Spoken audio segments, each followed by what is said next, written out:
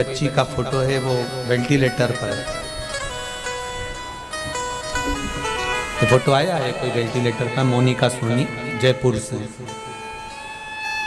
Accident हुआ था, जब से अभी तक वेंटिलेटर पर ही है।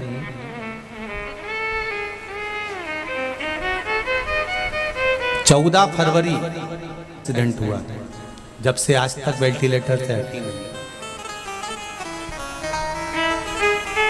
मेरा निवेदन रहेगा, अगर बेटी में अगर प्राण है और अभी भी है, तो निवेदन करूंगा कुंदकेश्वर महादेव का नाम लेकर आप इस बेटी के लिए कामना करें। और जैसा जल बताया है बेलपत्री का, जैसी डंडी वाला भाग अशोक सुंदरी की ओर, और फिर जल चढ़ाएं, उसमें से थोड़ा सा जल उठा कर लाएं।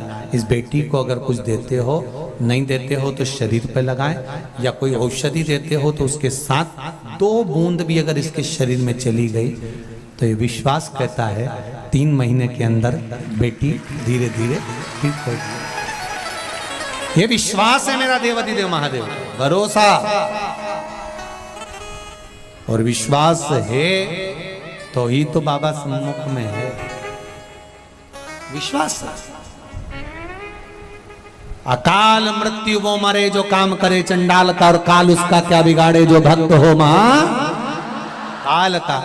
शिव के ऊपर विश्वास अगर भरोसा निश्चित दृढ़ भाव में है तो फिर वो टूटने नहीं देगा, निश्चित। 2 नाम याद रख लीजिए, एक जम के बोलो जरा, कुंदकेश्वर महादेव, और दूसरा अवधूतेश्वर महादेव। ये 2 नाम का स्मरण थोड़ा रखिएगा। मान लो अचानक आपको लग रहा है कि आज गाड़ी का एक्सीडेंट होने का योग है, या ऐसा लग रहा है कि शरीर ठीक नहीं लग रहा, छाती में दर्द हो रहा है, कहीं कोई बड़ी बीमारी ना आ जाए, जांच भी कराने जा रहे हो, आप 50 जांच कराने जाओ, कुंदकेश्वर महादेव का नाम लेकर कराना, कोई बड़ी बीमारी सामने नहीं आएगी। शिव झेल, शंकर झेल। एक बात और अच्छे से समझ लीजिए, कोई बीमारी आ गई है, नहीं जा रही है, शिवजी पे जब जल चढ़ाओ तो थोड़ा सा तरीका चेंज करो।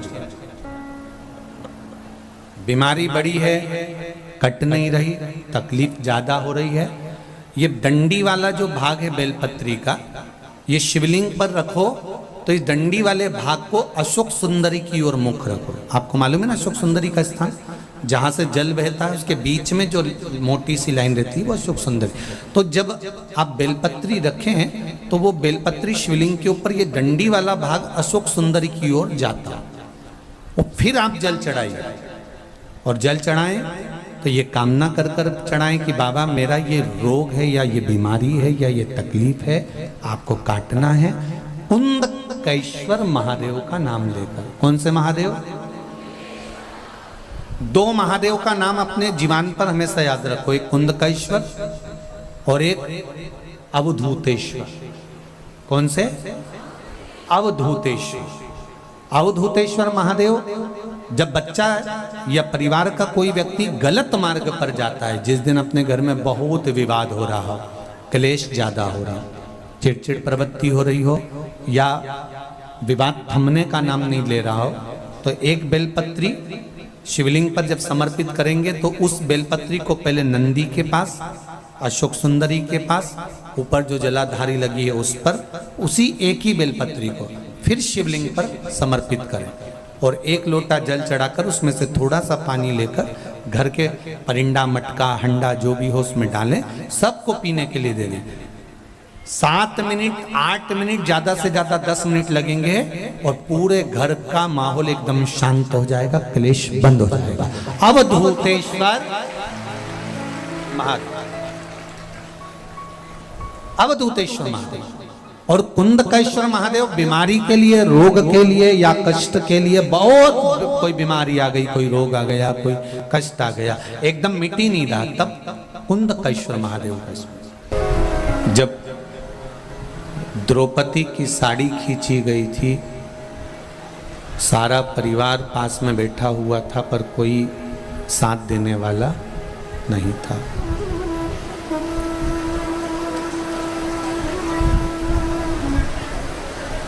जब साड़ी के समय पर किसी ने साथ नहीं दिया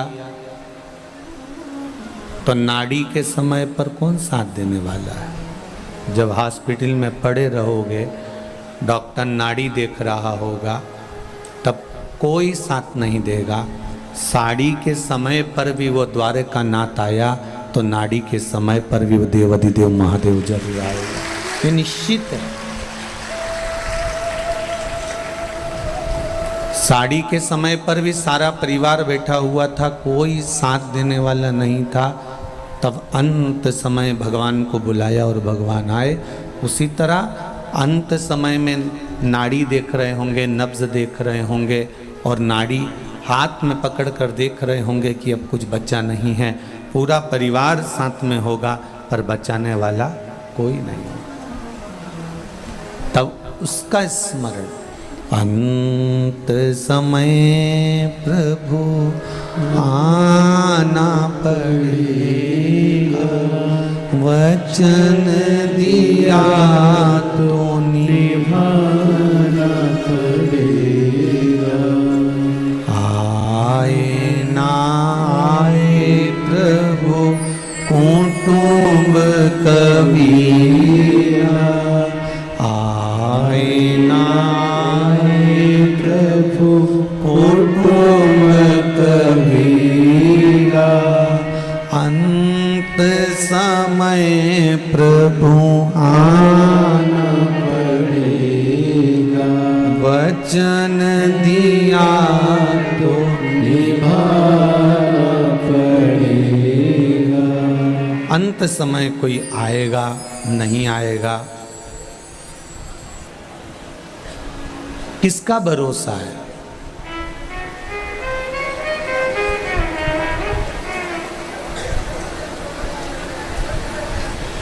जब कर्जा होता है परिवार में, पूरे परिवार के अंदर आप मांग कर देखना कि मेरा जेठ जी के पास में इतनी जायदाद है, मेरे देवर के पास में इतना धन है, मेरे नंदोई के पास में इतना पैसा है, मेरे काका ससुर के यहाँ पर 4 व्हीलर गाड़ियाँ हैं, मेरी बुआ सास के यहाँ पर इतना है, मेरे पड़ोसी के यहाँ पर इतना है। सबके पास जाना और कहना मेरा 25 लाख का, 50 लाख का, 10 लाख का कर्जा है, चुका दो। कोई चुकाएगा? कोई नहीं।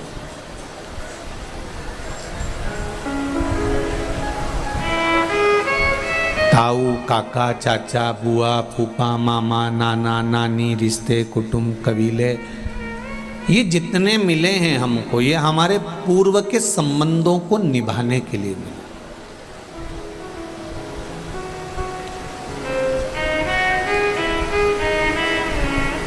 पूर्व का संबंध निभाने के लिए इनको भगवान ने हमारे साथ लगाया है कि ये तेरे मामा जी बनेंगे, ये तेरी बुआ जी बनेगी, ये तेरे चाचा बनेंगे, ये तेरे ताऊ बनेंगे, ये तेरे काका बनेंगे, ये तेरे पिता बनेंगे, ये तेरी माता बनेंगी, ये तेरी बहन बनेगी, ये भाई बनेगा। ये सब पुरानी प्रतिक्रिया जो हमने करी है, पुराना कर्म जो हमने करा है, उस कर्म के अनुसार हमको भोगने के लिए, और इनसे हमने कुछ लिया होगा तो इनको लौटाने के लिए, ये सब हमारे कर्ज को चुकाने के लिए आए हुए हैं महाराज। ये दूसरा कर्म न करने के लिए नहीं आए।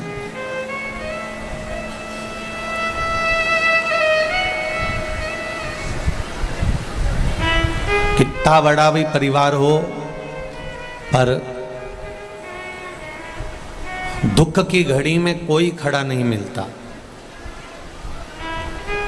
दुख की घड़ी से मतलब कोई मर गया तो भले खड़े हो जाएंगे, कोई चला गया तो भले खड़े हो जाएंगे, पर जहां अब तुम खुद अंदाजा लगा कर रखिए, तुम्हारे बेटा बेटी का संबंध हुआ और वो संबंध में तलाक हो रहा है, जिसने संबंध कराया तुम्हारे रिश्तेदार ने, उसी से कहो ना कि भैया इसको सुलझाओ ना तुम, तो वो कह देगा हम क्या करें भैया, हमने तो लड़की अच्छी देखी थी, हमने तो लड़का अच्छा देखा था, हमने तो संबंध अच्छा देखा था, हमने थोड़ी ना ये कहा था कि तुम करो ही सही।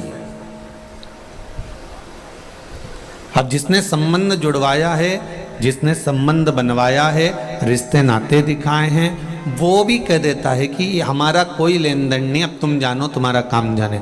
अदालत में उसको बुलाया भी जाता है तो वो कह देता है मेरा तो काम था संबंध कराना, मेरे को अच्छी लगी लड़की, मुझे अच्छा लगा लड़का, तो मैंने करा दिया। अब उसमें मुझे क्यों बीच में भरमा रहे हो, मैंने कुछ नहीं करा। कोई तुम्हारे तकलीफ में नहीं आए। साड़ी खींची, दुशासन ने, पूरा परिवार बैठा था, भीष्म पितामह, गुरु द्रोणाचार्य, धृतराष्ट्र, गांधारी और पांडव, कौरव सब बैठे थे, सब रिश्तेदार थे। कोई ऐसा नहीं था कि कोई रिश्तेदार नहीं था। कौन बचाने आया? कोई नहीं।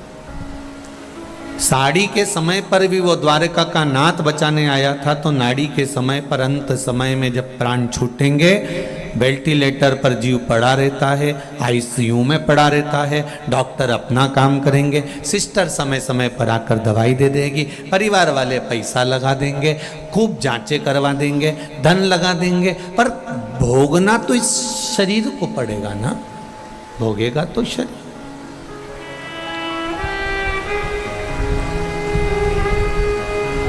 महाराज, मन साफ तो सब कुछ माफ, और मन काला तो क्या करेगी रुद्राक्ष की माला। विचार करिएगा जरा। अगर मन साफ है तो सब कुछ माफ है, और अगर मन काला है तो क्या करेगी रुद्राक्ष की माला। कितने भी रुद्राक्ष पहन लो, कितनी बड़ी बड़ी भी माला पहन लो, वो रुद्राक्ष की माला फिर कोई असर नहीं दिखाएगी। एक मुखी रुद्राक्ष और एक मुखी मनुष्य मिलना बहुत कठिन है महाराज। एक मुखी रुद्राक्ष भी नहीं मिलता और एक मुखी मनुष्य भी नहीं मिलता जो अपनी बात पर टिका रहे, अपनी बात पर अड़ा रहे कि हाँ ये होगा। हम तो उस शिव के भरोसे पर छाती ठोक कर कह देते हैं कि तुम लोटा भरकर जल चढ़ाओ, एक बेलपत्री शिव जी को चढ़ाओ, एक चावल का दाना या एक पुष्प की पंखड़ी भी अगर शंकर भगवान को चढ़ा रहे हो तो मेरा तो विश्वास करता है कि वो दुख की घड़ी में संकट काटने जरूर खड़ा रहेगा, ये निश्चित है।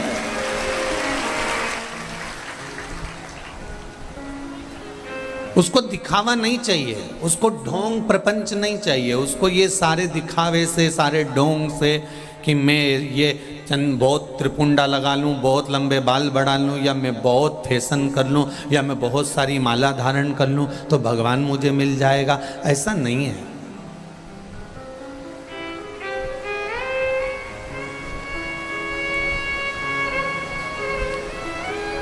बहुत श्रृंगार की भी जरूरत नहीं पड़ती उसको पाने के लिए।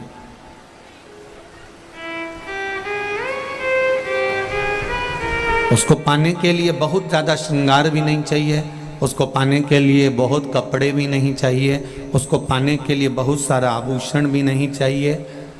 उसको पाने के लिए तो केवल तुम्हारा निर्मल मन चाहिए। तुम किसी के प्रति गलत सोचो ना, व्यर्थ विचार करो ही ना।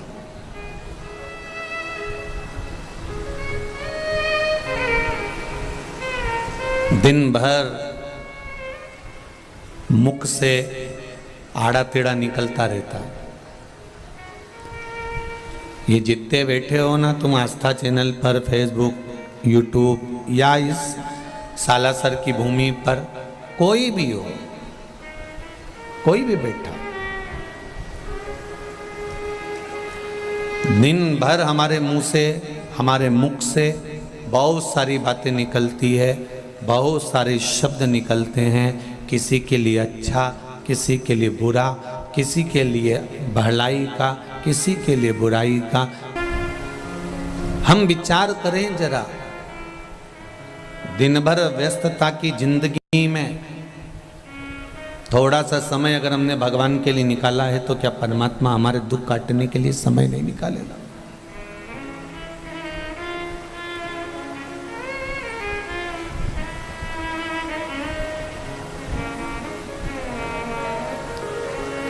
आज कोई, हम जब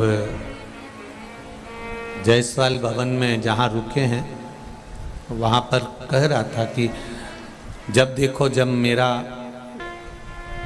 सम्मान संसार के लोग करते हैं और अपमान भगवान खुद करवाता है। अपमान दुनिया का कोई व्यक्ति नहीं करवा सकता, ना दुनिया का कोई व्यक्ति कर सकता है। सम्मान दुनिया के लोग करते हैं और अपमान मेरा देवाधिदेव महादेव करवाता है। उसका कारण एक है, अपमान कर हमारे काम और लोभ वासना तृष्णा को समाप्त कर कर हमारा अपमान कराकर हमें भगवान अपनी ओर मोड़ लेता है, तुरंत मोड़ता है।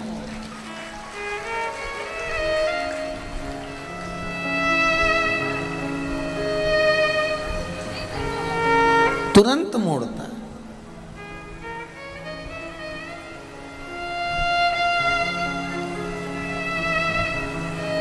खाली झोली नहीं रखता, वो भरकर भेजता है। और पहले विचार करो कि तुम किसकी आई हो।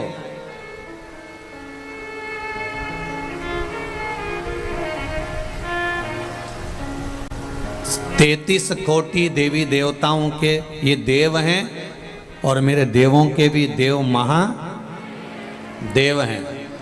इंद्रदेव से पूछा जाए कि तुम्हारे दादाजी कौन है तो कहते हैं शंकर जी। ब्रह्मा जी से पूछा जाए तुम्हारे दादाजी कौन है तो शंकर जी, क्योंकि भगवान विष्णु के पिता भगवान शिव और भगवान विष्णु की नाभि से निकले हैं ब्रह्मा, तो ब्रह्मा जी के तो दादा भगवान शंकर हुए। 33 कोटि देवताओं के भी दादा परदादा ऋषि संत मुनि साधक उपासक, इन सब के पुण्यों के भी पुण्य हैं, पूर्वजों के भी पूर्वज हैं, तो वो शिव है, वो शंकर है। और कोई बच्चा किसी बच्चे को दादाजी की गोद में बिठा दीजिए, दादी की गोद में बिठा दीजिए। दादा की गोद से जब बच्चा उठता है तो कुछ ना कुछ लेकर उठता है। उसी तरह शिव महापुराण में जो बैठता है और बैठने के बाद जो 7 दिन बाद उठता है, 5 दिन बाद उठता है, तो मेरा देवाधिदेव महादेव कुछ ना कुछ देकर बैठता है, ये निश्चित है।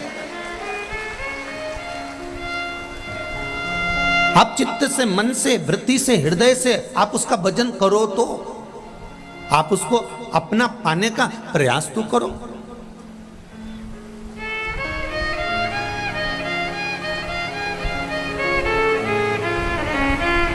जितना तो वो तप से नहीं मिलता, जितना वो साधना से नहीं मिलता, जितना वो आराधना से नहीं मिलता, उतना वो केवल सत्संग से मिल जाता है। एक प्रसंग आता है वशिष्ठ ऋषि और विश्वामित्र जी का। दोनों में लड़ाई हो गई है, आपस में थोड़ा सा विवाद हो गया। वशिष्ठ ऋषि, वशिष्ठ बाबा और विश्वामित्र बाबा, दोनों में विवाद हो गया। विश्वामित्र जी कह रहे हैं कि तप बढ़ाए, क्योंकि विश्वामित्र जी ने जिंदगी भर राजघराना होते हुए दिखते थे। क्या बैकुंठ में दरवाजे नहीं थे? और आज के समय में तो कमरों में दरवाजे लगाना पड़ते हैं। हमने कब पहले दरवाजा लगाने की जरूरत ही नहीं पड़ती थी, क्योंकि नारायण सोते थे और लक्ष्मी चरण दबाती थी। आज के जमाने में दरवाजा इसलिए लगाना पड़ता है क्योंकि लक्ष्मी सोती है, नारायण चरण दबाते हैं।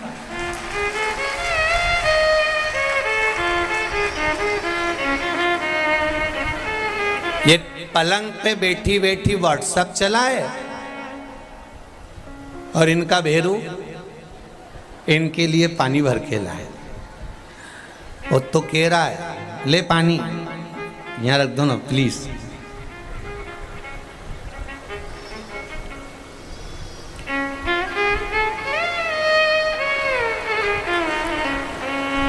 अब वो पानी रख दिया। लाइट बंद कर दोगे क्या? बेचारा भेरू उठा, चंद्र घंटा जगदम्बा का स्मरण किया, ठीक है लाइट बंद करी।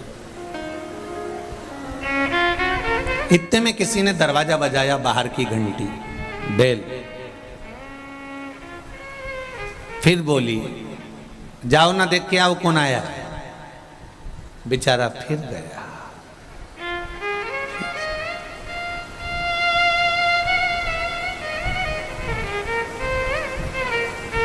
फिर चला, फिर गया, फिर आया।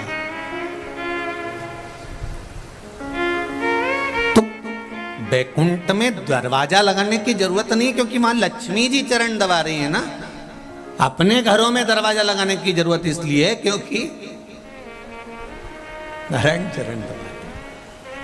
यहाँ दरवाजा होना जरूरी है।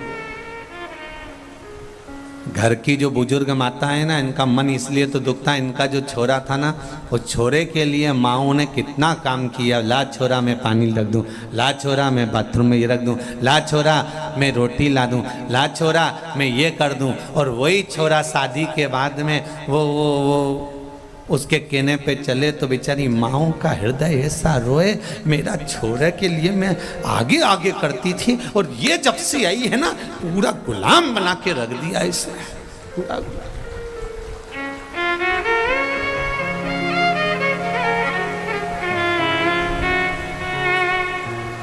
अभी शिक्षक दिवस गया तो हमारे यहाँ पर वो किसी ने मैसेज कर कर बोला कि आपके यहाँ से शिक्षक दिवस पे आपने बधाई नहीं दी। सब दूर के जितने संत, जितने साधु, जितने गुरु, सब ने बधाई दी, आपने शिक्षक दिवस पे कोई बधाई नहीं लिखी। तो हमने कहा हम बधाई देना चाह रहे थे, पर हमारी बधाई से लोगों को बुरा लग जाएगा, इसलिए हमने नहीं दी। तो क्यों बुरा लग जाएगा? हमने कहा हर घर में बहू आती है और सास एक ही बात कहती है, जब से ये आई है ना, इसने मेरे छोरे को सिखा दिया। तो सबसे बड़ी शिक्षक तो बहू है।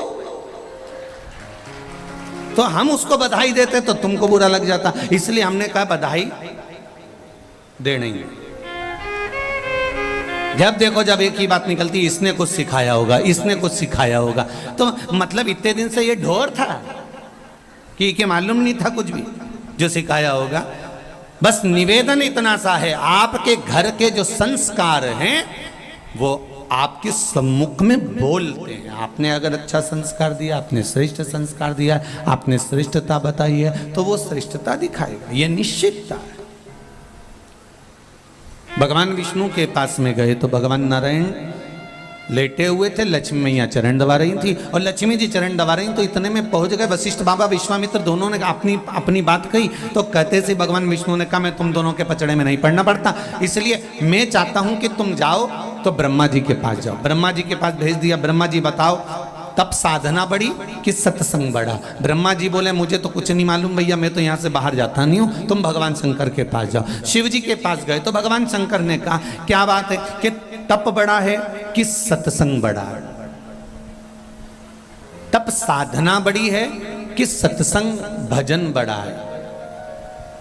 शंकर भगवान ने कहा इसका उत्तर तो शेषनाग जी दे देंगे, मेरे को देने की जरूरत ही नहीं। जब मेरा खुद मुनीम इसका उत्तर दे देगा तो मैं काय को दूं? जाओ आप जाकर शेषनाग जी से पूछो। शेषनाग भगवान के पास पहुंच।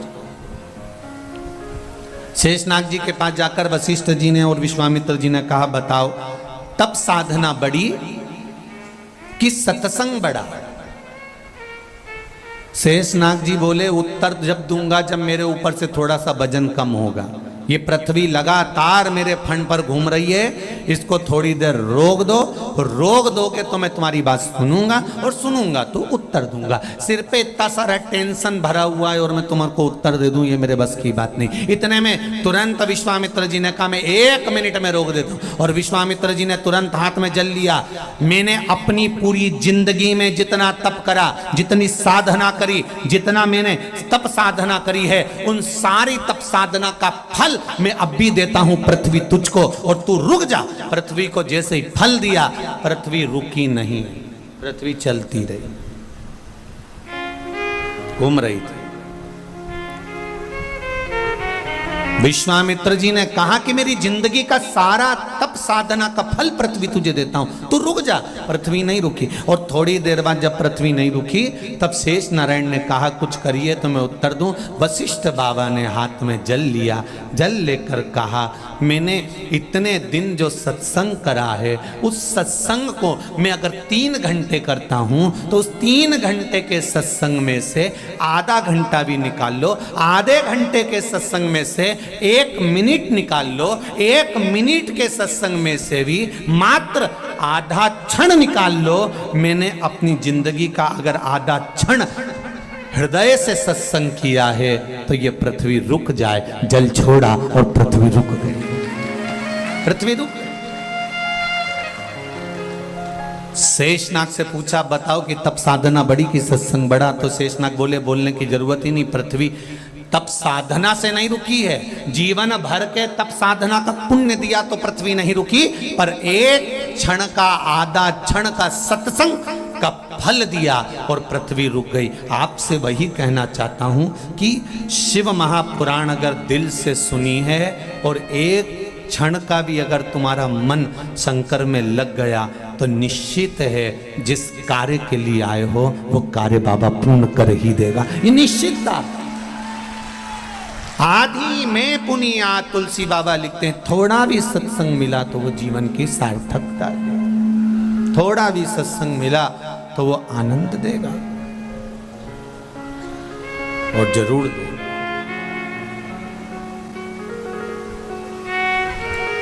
महाराज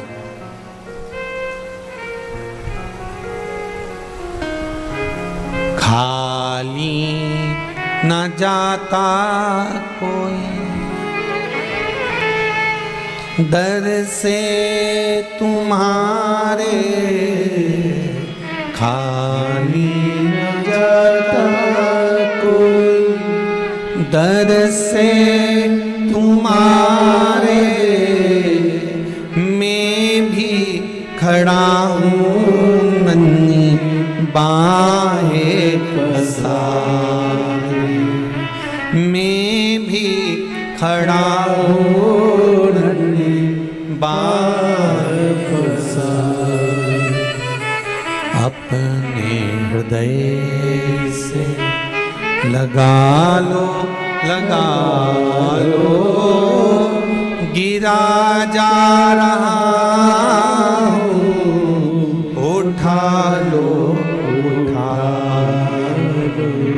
प्रभु अपने दर से अब तो न टालो, गिरा जा रहा हूँ, उठा लो, उठा लो।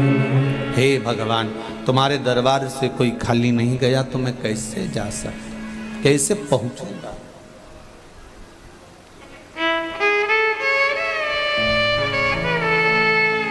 जिसके भीतर भक्ति का बल बढ़ जाता है उसके अपने आप कार्य सिद्ध हो जाते हैं। बस भक्ति के बल को बढ़ाना पड़ेगा। सम्मान संसार के लोग देते हैं और अपमान भगवान देता है कि उसको अपनी ओर खींचने के लिए। मीराबाई को कितने ताने दिए गए, अपशब्द बोला गया, ताने दिए, आड़ा टेढ़ा बोला। संत नामदेव जी को बोला, तुकाराम जी को बोला, रामकृष्ण परमहंस को बोला, चैतन्य महाप्रभु जी को बोला, श्रीमद वल्लभाचार्य, श्री रामानुजाचार्य, चार्य निम्बार्काचार्य, जितने भी भारत भूमि के बड़े बड़े संत हुए, लोगों ने इनको अपशब्द कहे और कहते रहे, कहते रहे।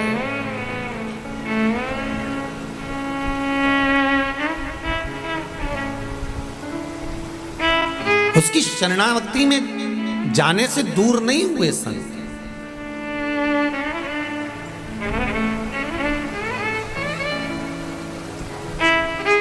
कई लोग कहते हैं गुरुजी, हमारे गुरुजी कहते हैं कि भगवान के सामने हाथ फैलाकर कभी नहीं मांगना चाहिए।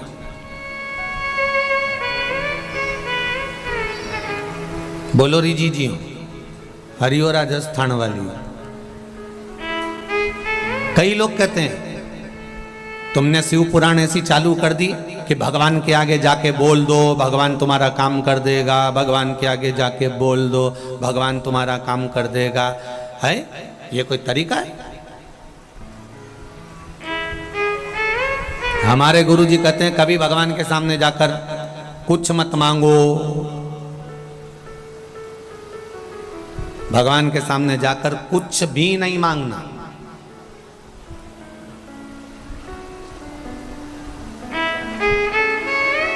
हमने कहा तुम्हारे गुरुजी कहते हैं तो वैसा कर लो, उसमें क्या दिक्कत है? सही है कि गलत है? जिसके गुरुजी जो बताएं वो करो। पर हमने तो जो सीखा है वो आपको बता रहे हैं। जब कर्जा बढ़ जाता है, घर में दुख आकर खड़ा हो जाता है, तो सोने की रकम कपड़े में बांध कर उसको लेकर चुपचाप से सुनार की दुकान पर जाया जाता है। बोलो सही है कि गलत है? अरे बोलो, जम के बोलो। सोने की रकम सुनार की दुकान पर कब जाती है? अपने घर की रकम दुकान पर जब जाती है जब दुख आता है। नहीं तो कोई अपनी रकम को दुकान पर लेकर नहीं जाता। उसी तरह ये शरीर और ये मन भगवान की शरण में जब जाता है जब दुख आता है। जब दुख आएगा तभी तो दुकान पर जाया जाएगा।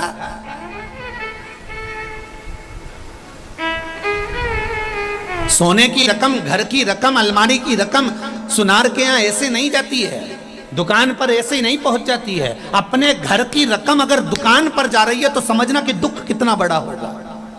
अपने घर में रखा हुआ सोने की चेन, अंगूठी, मंगलसूत्र, हाथ की चूड़ियां अगर जा रही है दुकान पर तो विचार करना कि दुख कितना बड़ा होगा, तकलीफ कितनी बड़ी होगी। जो रोता हुआ आंख में आंसू भरकर दुकान पर लेकर गया, दुकानदार ने कहा सेठ जी तुम ये क्यों लेकर आ गए? ये तो भाभी के हाथ की चूड़ी दिख रही है, ये तो मम्मी के हाथ का कड़ा दिख रहा है, तुम इसको लेकर क्यों आ गए? तो उसने कहा बहुत दुखी हूं, बहुत तकलीफ में हूं, इसलिए घर की रकम को लेकर आया हूं दुकान पर कि ये रकम अगर दुकान पर आएगी थोड़ा सा पैसा मिल जाएगा तो कर्जा चूक जाएगा। घर की रकम दुकान पर जब जाती है, जब बहुत अति हो जाती है, दुख आ जाता है, तब वो रकम दुकान पर पहुंचती है। उसी तरह ये आत्मा, ये शरीर, ये मन भगवान शंकर के पास जब जाता है तो बहुत दुख खड़ा हो जाता है कि अब इसको देना जरूरी है, ये सुधार सकता, ये दुख मिटा सकता है, कुछ इस आत्मा को, इस चित्त को, इस मन को, इस वृत्ति को ये संभाल सकता है। मैंने इसलिए आपसे कहते हैं कि शंकर जी के मंदिर जाते रहो, भगवान शिव को एक लोटा जल चढ़ाते रहो, शंकर भगवान को एक चावल का दाना चढ़ाते रहो, शिव के मंदिर में एक बेलपत्र चढ़ाते रहो। बेलपत्र ना मिले तो शंकर जी की उठाकर धोकर फिर चढ़ा दो, पानी ना मिले तो 3 बार ताली बजा दो, गोभी ना मिले तो शंकर के दरवाजे पर जाकर थोड़ा सा मुस्कुरा दो। भगवान शिव को लगेगा रोज आती है और मुस्कुरा के जाती है। पार्वती जी कहेगी मुस्कुरा इसलिए रही है कि 2 बार तो पशुपति व्रत कर लिए, रोज सोमवार का व्रत करती है, इसके बाद भी दुख नहीं कट रहा तो तुम्हें चिढ़ा कर जा रही है। शंकर जी कहेंगे अब इसका दुख मिटाना पड़ेगा, मुस्कुरा उसके दरवाजे पर जाकर, उससे कहो तो दिल की बात। इस शरीर को लोग कहते हैं आपके गुरुजी ने कहा कि भगवान से कुछ नहीं मांगना चाहिए, पर हमारी तो शिव महापुराण की कथा कहती है जो कुछ भी मांगना संसार से मत मांगना, उस उघड़तानी से मांगना, जो दुनिया को देता है वो तुम्हें दे।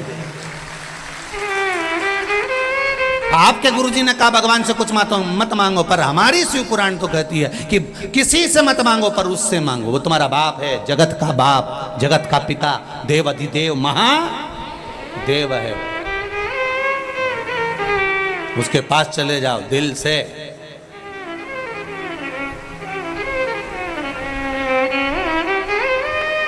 ये आत्मा, ये शरीर, ये सोने की रकम है, इस शरीर को भगवान तक लेकर जाओ। दुख जब आता है तभी रकम दुकान पर जाती है, तो ये शरीर भी जब ही जाना चाहिए परमात्मा के द्वार। अब बहुत गंदा हो गया, बहुत तकलीफ में हूं, कहाँ जाऊं? सारी दुनिया में भटक कर देख लिया मैंने। कोई कहता है ये करो, कोई कहता है वो करो, कोई कहता है ये करो, कोई कहता है वो करो। जब देखो, जब यूट्यूब खोलो, फेसबुक खोलो तो कहीं ना कहीं का महाराज मिल जाएगा बताता हुआ ये कर लो वो कर लो। अब कहीं नहीं जाऊंगी, अगर जाऊंगी तो एक लोटा जल लेकर शंकर के पास जाऊंगी, क्योंकि इस जल चढ़ाने में ना ढोंग है, ना प्रपंच है, ना छल है, ना बेईमानी है, ना किसी का मन दुख है, ना अपना मन दुख है। अपन शिव के भरोसे बस उसके सहारे पर एक लोटा जल चढ़ा कर आऊंगी और उससे कह कर आऊंगी कि मैं तेरे भरोसे पर, तेरे भरोसे।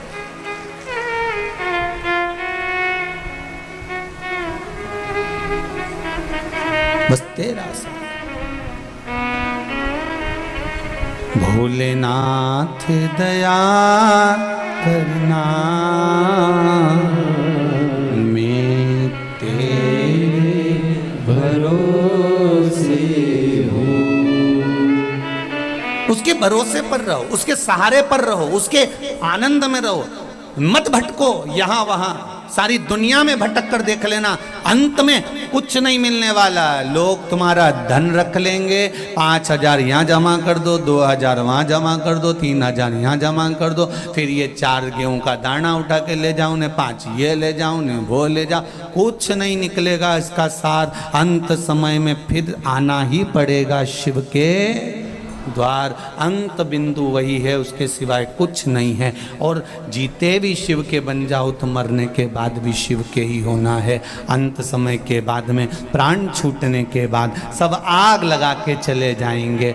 भगवान विष्णु वैकुंठ में रहेंगे, ब्रह्मा ब्रह्मलोक में रहेंगे, इंद्र इंद्रलोक में रहेंगे, सारे देवता अपनी अपनी जगह पर रहेंगे। पर शमशान में जब आग लगा के जाएंगे तब कोई नहीं रहेगा, तब वो ही रहेगा, एक देव अधिदेव महादेव रहेगा। तुम हड्डियां अग्नि के कारण चटर चटर कर रही होगी तो महादेव पूछेंगे, क्यों री कमला, तेरी हड्डी तो बहुत टूट रही रे। कमला के कभी नहीं गई ना शंकर के मंदिर, इसलिए अब चटर चटर करके टूट रही। महादेव ये जाती ना तो नहीं टूटती है, निश्चित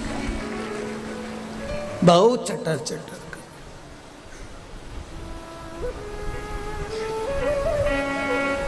जिंदा हो तब तक मोबाइल पे डीपी बदलते रहो, मरने के बाद तो एक फोटो फिक्स लगा रहेगा, फिर डीपी बदल ही नहीं पाओ।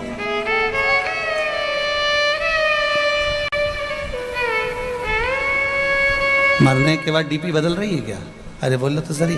फिर एक जैसा फोटो, इतना बड़ा फ्रेम में, माला पूड़ी और खीर चिपकी हुई और तुम पल्लू लेके मुस्कुराती हो। इससे ज्यादा कुछ नहीं जीवन। जिंदा हो तब तक डीपी बदलते रहो, मरने के बाद तो एक फोटो डीपी पर फिक्स हो जाएगा, और वो भी छोरा छोरी लगाएंगे तो लगाएंगे, नहीं तो कौन लगा रहा तुम्हारा फोटो। इतनी शान से जियो, मारा छोरा मारा छोरा। मरने के बाद इतने बैठे हो, तुम में से कौन है जो श्राद्ध में अपने डीपी पर अपने दादा परदादा का फोटो लगा दिया? जब उनका नहीं लगाया तुमने तो तुम्हारी औलाद तुम्हारा लगाएगी। अरे जी जाने दो रही राजस्थान वाली हो।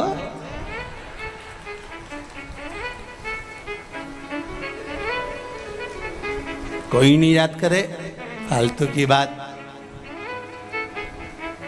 जब चले जाओ तो लोग बूंदी और सेव चढ़े खूब खाए, पर कोई नहीं याद करे। कौन याद करेगा? जिंदगी है, अलमस्त होकर जियो, रोके नहीं, खुश होकर जियो। इतनी प्रसन्नता का जीवन जीना कि दुख है और बहुत चेहरे पर स्माइल है तो लोग भी, परिवार वाले भी कहेंगे कितनी दुखी थी, कितना कर्जा है, कितनी तकलीफ में है, तो भी कितनी मुस्कुरा रही है। पूरे परिवार वालों को तुम्हें देख के टेंशन हो जाएगा कि इतना दुख होने के बाद ये हंस क्यों रही है। उनकी रोटी नहीं भाएगी, उनको आधा खा के छोड़ देंगे कि ये मुस्कुरा क्यों रही है। कारण क्या है इसके मुस्कुराने का? इतना दुख होने के बाद, इतना कर्जा होने के बाद, इतनी तकलीफ होने के बाद, शरीर में इतना कष्ट होने के बाद भी जब देखो, जब खजूर वाली चोटी करके खूब जोरदार दिखे तो भगवान कहते मुस्कुराते रहो, चेहरे पर प्रसन्नता होना चाहिए। आग लगे बस्ती में, आवाज नहीं आई है जरा के बोलो, आग लगे बस्ती में और अपन रहो मस्ती में। क्या किसको रोइए चादर तान के, सोइए, अपने को क्या करना कि कौन क्या कह रहा है, कौन क्या बोल रहा है, वो बोले तो बोलने दो, आड़ा टेढ़ा बोले तो बोलने दो। हम तो बहुओं से भी कहते हैं तुम्हारी सास कुछ भी बोले वो बोलती रहे, बोलने दो, तुम तो भजन गाओ ना, तुम तो भजन। वो गाली दे, तुम श्री शिवाय, बस सास को ऐसी देख के 2-4 बार बोल दो श्री शिवाय, सास भी बोलेगी कुछ जादू कर रही है क्या, बस इतना तो वो बोले कि जादू कर रही है, कहना पता नहीं, मुझे तो नहीं मालूम, पर इस मंत्र में जादू हो सकता है, तभी तो महाराज व्यासपीठ से बोले और लोग लाखों की संख्या में मोबाइल और फेसबुक पर सुनते रहे। इस मंत्र में कुछ तो होगा, ये निश्चित है। जपो श्री शिवाय नमस्तुभ्यम, ये जिह्वा से जितनी बार निकलता है। शिव महापुराण में अभी कुछ समय पहले, 1-2 महीने पहले इंदौर में कथा थी, लोगों ने बहुत ऑब्जेक्शन लिया, ये श्री शिवाय नमस्तुभ्यम कहाँ से आया, ये कोई मंत्र है क्या, ये कोई साधना है क्या, लोगों ने खूब ऑब्जेक्शन लिया। उसके बाद में लोगों ने जब शिव पुराण में देखा, शिव पुराण में जब देखना चालू करा तो शिव पुराण में लिखा था विद्येश्वर संहिता में कि इस मंत्र को बोलने वाले का केवल मुख का दर्शन कर लो तो काम हो जाता है, उसमें लिखा है। जब लोगों ने इस मंत्र का ऑब्जेक्शन लिया कि ये मंत्र क्यों, श्री शिवाय नमस्तुभ्यम कहाँ लिखा है, इस मंत्र का क्या प्रयोग होता है, इसको क्यों जपा जाए, जब लोगों ने इसको जब जनमानस में भेज दिया कि ये तो सियोर वाला महाराज ने बनाया मंत्र, ये तो फालतू का है, ये तो होना ही नहीं चाहिए, ये तो ऐसा नहीं होना, तब लोगों ने फिर पुराण में ढूंढा कि आखिर लिखा कहाँ है।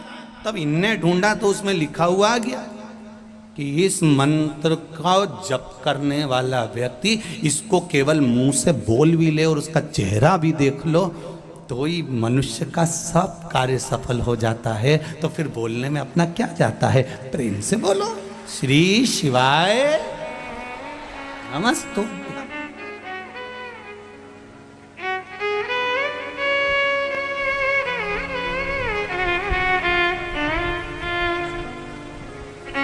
स्मरण है उसमें।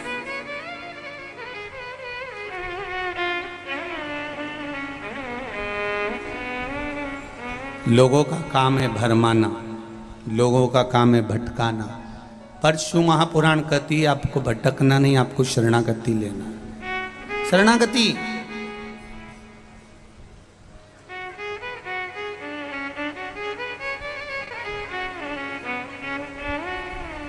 विभीषण लंका में रहते थे,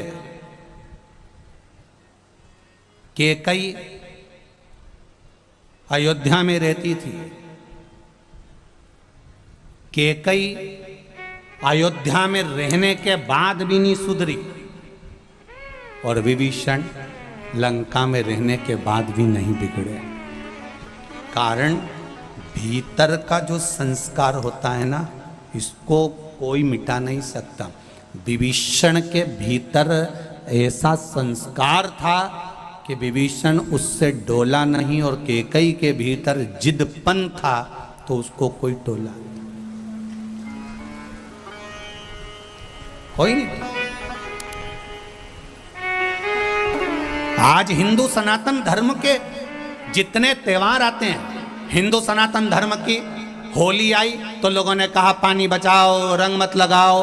दिवाली आई, बम फटाके मत फोड़ो, प्रदूषण आएगा। नवरात्रे आए, गरबा मत खेलो, ये हो जाएगा, वो हो जाएगा।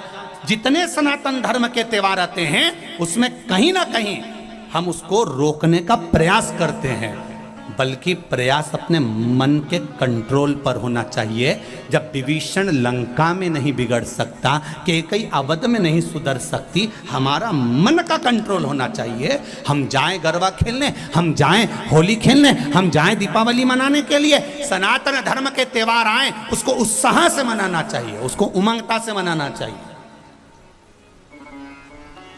और अपने मन पर कंट्रोल रखना चाहिए कि हम कहीं गलत संगत में तो नहीं जा रहे।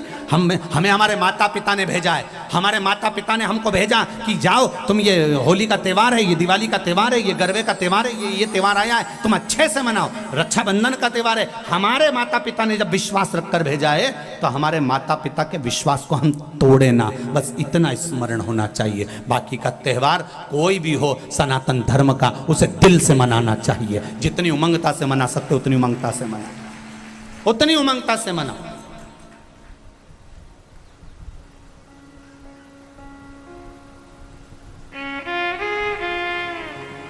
प्रसन्न चित्तता में मनाइए, अपने जीवन को आनंद में जियो।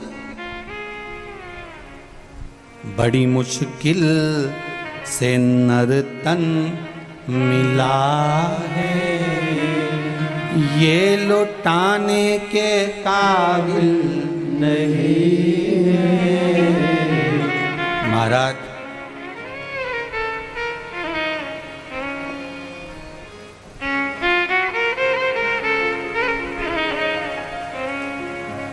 तिरासी लाख 99,999 जन्म फालतू के मिलते हैं। उसके बाद मनुष्य का जन्म है 84 लाख हुआ। कितने जन्म निकल गए इससे पहले बोलो जरा? 83,99,999 जन्म। कभी मच्छर बने थे, कभी जुआ, कभी खटमल, कभी झिंगुर, कभी कीड़ा, कभी जलचर, कभी थलचर, ना जाने कितने कितने जन्म। 83,99,999 जन्म तो ये जीव जंतु के मिले थे। आखिरी का जन्म है 84 लाखवां जन्म। कौन सा? अरे बोलो जम के, मनुष्य का। और 84 लाखवां जन्म, और इसके बाद भी कोई गारंटी नहीं रही जीजी कि अपन वापस मनुष्य बन जाएंगे। वापस मनुष्य बने ये कोई भरोसा नहीं। अगर दूसरे का पैसा खाकर मर गए तो अगला जन्म भैंस का मिलेगा, और भैंस का जन्म मिलेगा, और जिसका पैसा खाकर मरे उसी के घर में दूध देना पड़ेगा, और वो नोच नोच के निकालेंगे। नोच खूब रोगी तुम भी कि हमने कौन सा पाप किया था जो इस सेठ जी के यहाँ सारा दूध देना पड़ रहा है। तो दूसरी भैंस समझाएगी तुम्हारे मोहल्ले की पड़ोसन, अरे अपन इसका खा के मर गए थे इसलिए निचोड़ निचोड़ के दे रहे जब तक कर्जा पूरा नहीं हो जाए। खूब झूठ बोलेंगे, अपशब्द बोलेंगे तो अगला जन्म मेंढक का मिलेगा। जितना अनसन बोलेंगे तो हम तुम तो मेंढक बन जाएंगे, तुम मेंढकी बन जाओगे। बोलते रहो जीवन। एक जन्म 83,99,999 के बाद जो मिला है ये मनुष्य का शरीर बड़ा विचित्र है। अंतिम बिंदु है, आखिरी। और इसमें इतना हमें फालतू के प्रपंच में नहीं पड़ना। घर में रहो, परिवार में रहो, कितना भी झगड़ा हो, कभी लड़कर अपने मायके नहीं जाना, कभी लड़कर मत जाओ। इनकी छाती पे मूंग धलो पर मत जा। नहीं जाऊंगी जा। कोई कितना ही झगड़ा करे, सास कह भी देते हो तो तू तेरे पिताजी के पास जा, तू अपने बाप के घर जा। नहीं जाऊं मैं तो शादी करके यहीं है, और यहीं रहो। और जितना ज्यादा लड़ाई झगड़ा हो उतनी जोरदार रोटी में घी डाल के खाओ, क्योंकि लड़ने के लिए फिर एनर्जी भी तो चाहिए। तो तुम तो अच्छा खाओ और फिर दूसरे दिन तैयार होके फिर बैठ जा। ला पर नहीं जाऊंगी मायके तो नहीं जाऊंगी जा। पहले का जमाना था कि लड़के मायके चले जाते, अब नहीं जाऊं मैं तो जा। सियोर वाला महाराज ने मना करा, साला सरजी में बोला था मैं नहीं जाऊंगी। वो कितना ही कह कि मैं तेरा सामान रख दूं, पैक करके छोड़ आऊं, नहीं जाऊंगी जा। और अगर वो बाहर छोड़ भी दे तो शाम को जब गाय भैंस अपने घर जाए तो उसकी पूंछ पकड़ के अंदर चली जाओ। और वो बोले क्यों आई? कि ना मैं तो आई नहीं रही थी, भैंस लिए आई। मैं थोड़ी ना रही, तुम तो पहुंच जाओ।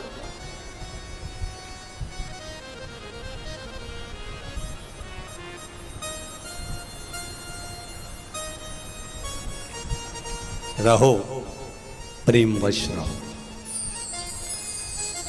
नियम ले लेना कि अब अपना 83,99,999 जन्म के बाद ये मनुष्य की देह मिली है, रोकर नहीं निकालूंगी, खुश होकर निकालूंगी।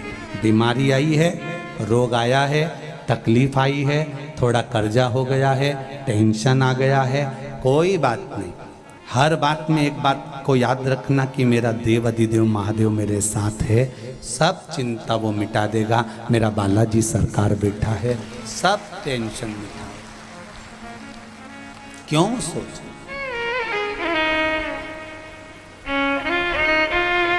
किसके लिए? महाराज, मान सम्मान दुनिया देती है, अपमान मेरा देव देता है। इसलिए देता है कि वो अपनी ओर उसको मोड़ लेता है। थोड़ा थोड़ा कोई कभी आड़ा टेढ़ा बोल दे तो गुस्सा नहीं होना, बहुत सोचना कि भगवान ने अपनी ओर खींचा।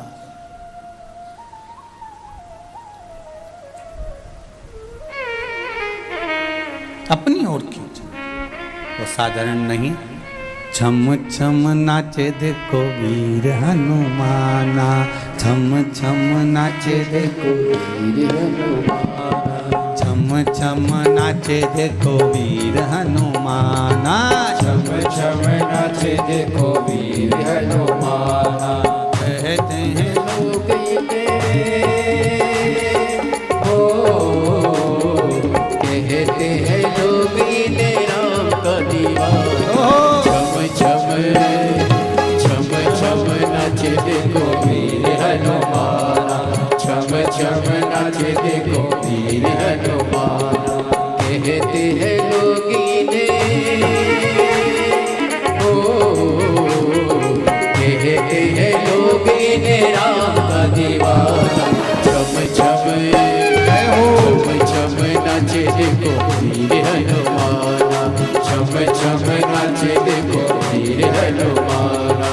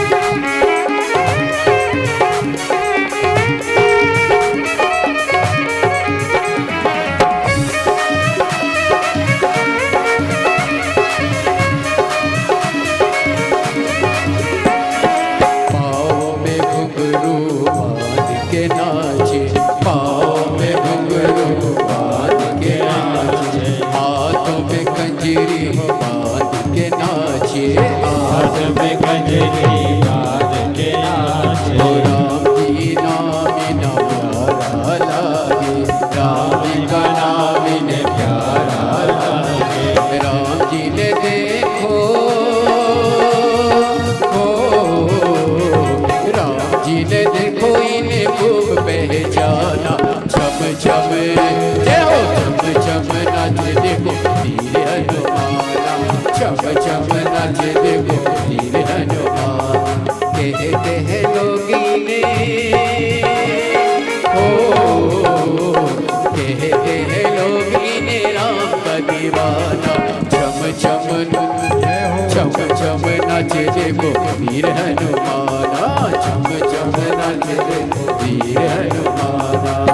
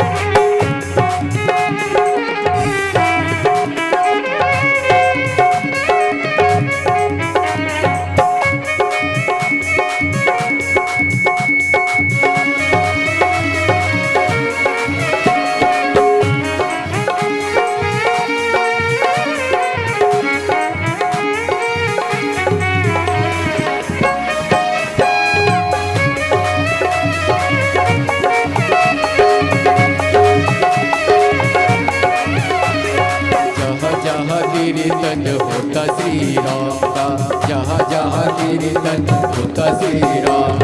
लगता है पहरा हनुमान का, लगता है पहरा हनुमान का। ओ राम जी के चरणों में, ओ राम जी के चरणों में इनका ठिकाना। छम छम छम छम नाच देखो वीर हनुमाना, छम छम नाच देखो वीर हनुमाना। ओ छम छम नाच देखो वीर हनुमाना, छम छम नाच देखो वीर हनुमाना।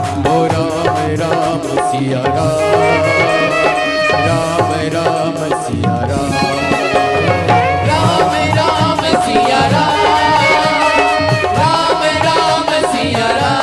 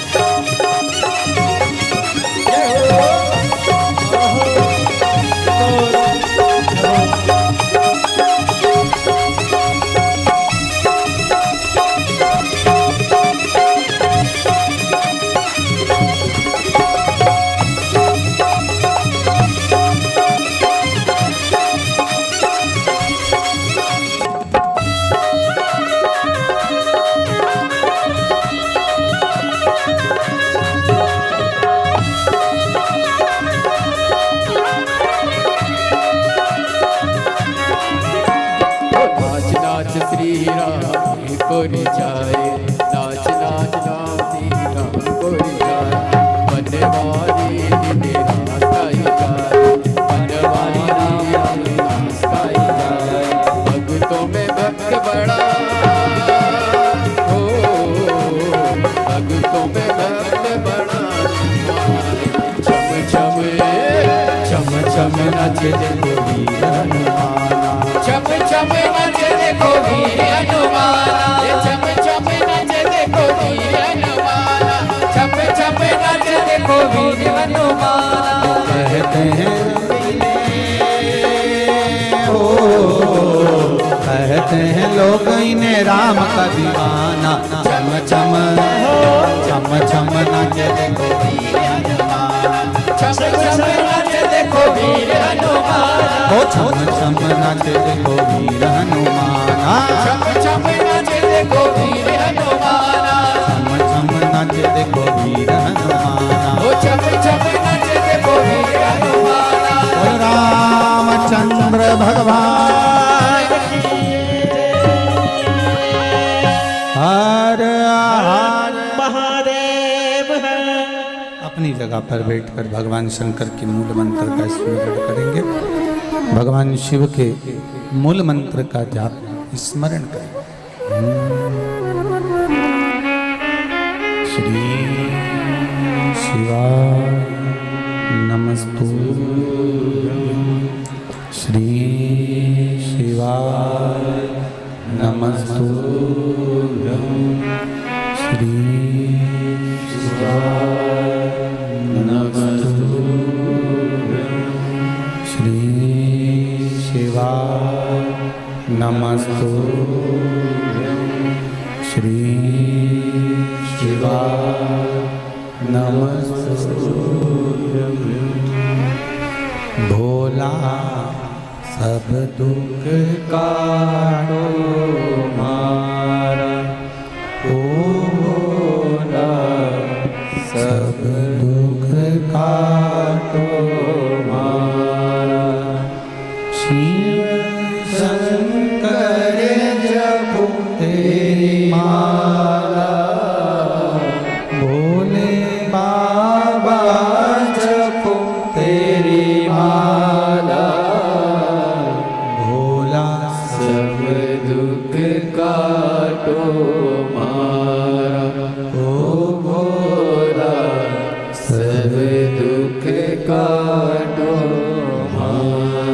भगवान शिव से अपने हृदय की बात, चित्त की बात भगवान रिटर्न भगवान शिव से करें। जब दिल से, हृदय से, चित्त से हम भगवान को कुछ कहते हैं, भगवान सुनता है,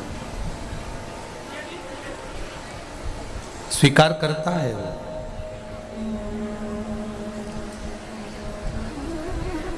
एक प्रसंग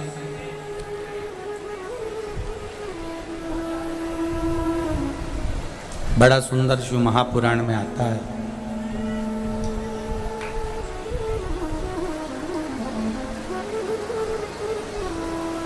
कि माता अंजना गौतम बाबा और मतंग बाबा के कहने पर आराधना कर कर जब शिव रूपी पुत्र को ही प्राप्त कर सकती हैं, तो भगवान के भजन में, भगवान की भक्ति में वो बल है कि हम भी परमात्मा से परमात्मा को ही प्राप्त कर सकते हैं।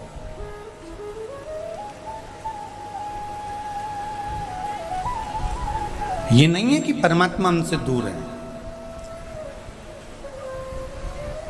हमारे भीतर जो है वो आत्मा है। विश्वास के बल पर हम जिसको प्रकट कर लें वो परमात्मा है। सारी समस्या का हल एक लोटा जल, बस। जैसे पार्वती मैया ने भगवान शंकर से एक प्रश्न किया कि शिवजी, हे ओघड़दानी, हे बागंबर धारण करने वाले, मुझे आपसे केवल एक प्रश्न करना है कि मृत्यु लोक में भजन करने का कोई एक निश्चित समय रखना चाहिए या नहीं?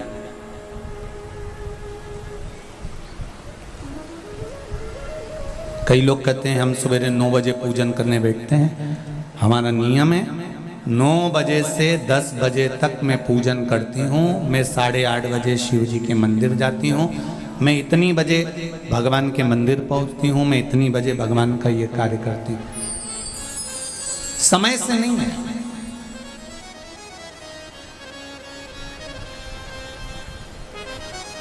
दो बहनें थी, घर में चक्की नहीं थी। जब घर में चक्की नहीं तो दोनों बहनों ने विचार करा कि फिर ये गेहूं को कहां ले जाकर पीसे।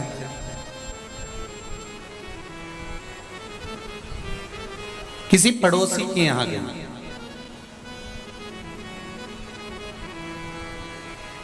और पड़ोसी के यहां जाकर दोनों बहनें गेहूं पीसने लगी।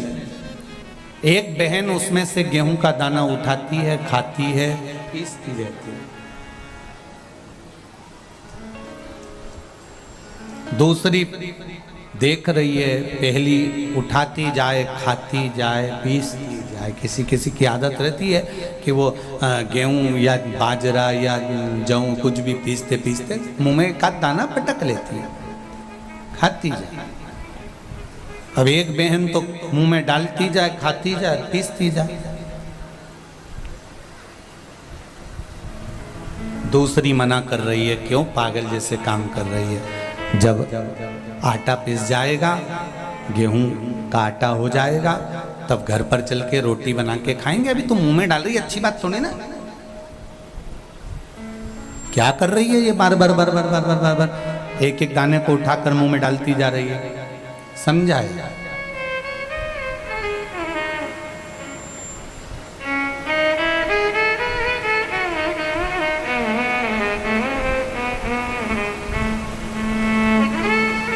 अब जिस गांव में ये दोनों बहनें रहती थीं, दोनों गेहूं पीस रही थी, आटा बना लिया।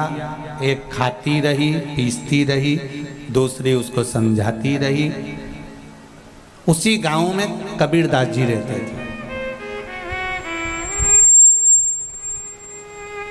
और उसी गांव में जब कबीरदास जी रहते तो ये दोनों बहनें जब आटा लेकर चली और चलते ही इन दोनों बहनों का पांव फिसल गया और फिसला और पूरा आटा कीचड़ में चला गया। अब आटा कीचड़ में गया, कबीरदास जी ने वहीं खड़े होकर बोल दिया, आटो पड़ो कीच में कछु न आयो हाथ, पीसत पीसत चबायो सोई निभायो साथ। अब कबीरदास जी लिख रहे हैं कि आटो पड़ो कीच में और कछु न आयो हाथ, और पीसत पीसत जो चबायो वही दियो साथ। शिव महापुराण में यही कह रही है कि भगवान के लिए अलग से समय निकालने की जरूरत नहीं है। अपनी चलती हुई जिंदगी में, चलती हुई चक्की में, चलते हुए समय में भगवान के नाम का दाना मुख में डालते चलो, कब जीवन निकल जाएगा और ये जीवन कब खप जाएगा, कोई भरोसा है क्या? और कई लोग इंतजार में बैठे हैं, अभी तो बचपन है, जवानी आएगी जब भजन करेंगे। अभी जवानी है, अधेड़ी आन दो जब भजन करेंगे। अभी अधेड़ी है, बुढ़ापा आन दो जब भजन करेंगे। उम्र का तुम्हारे को मालूम है कि तुम इतने साल में ही मरोगे? कोई जीवन का ठिकाना है क्या कि कब मर जाओगे?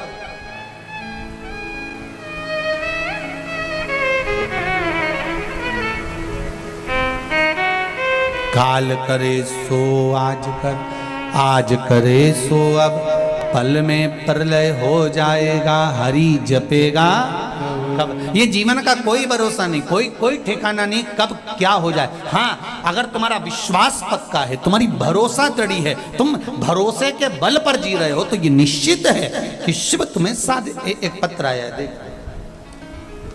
आज पत्र बहुत सारे हैं।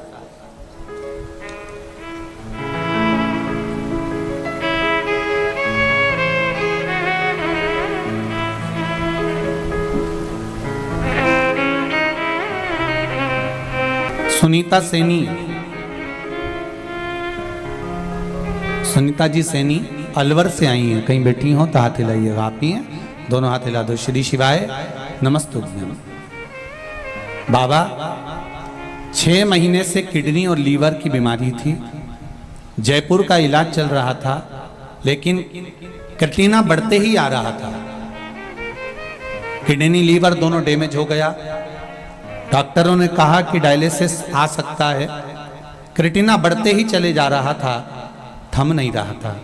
गुरुदेव बहुत दुखी हो चुके थे, खून भी 5 से 6 यूनिट रह गया था।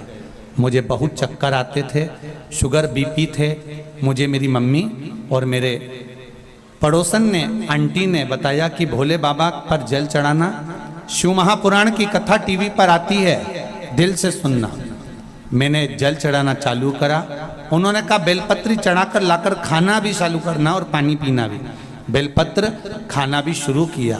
बाबा 2 महीने से बेलपत्री पर शहद वाला प्रयोग भी कर रही हूँ और बाबा की कृपा से मैं बिल्कुल ठीक हो चुकी हूँ और मैं दवाई खाना बंद कर दी।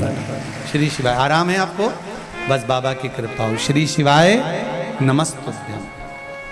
अब मेरी किडनी और लीवर डॉक्टर को जांच कराई है, काम करना चालू कर दिया है और किडनी लीवर जो डैमेज था वो भी बाबा की कृपा से अब चल भगा। बैठो बेटा। श्री शिवाय नमस्तुभ्यम। बाबा की कृपा। शंभो।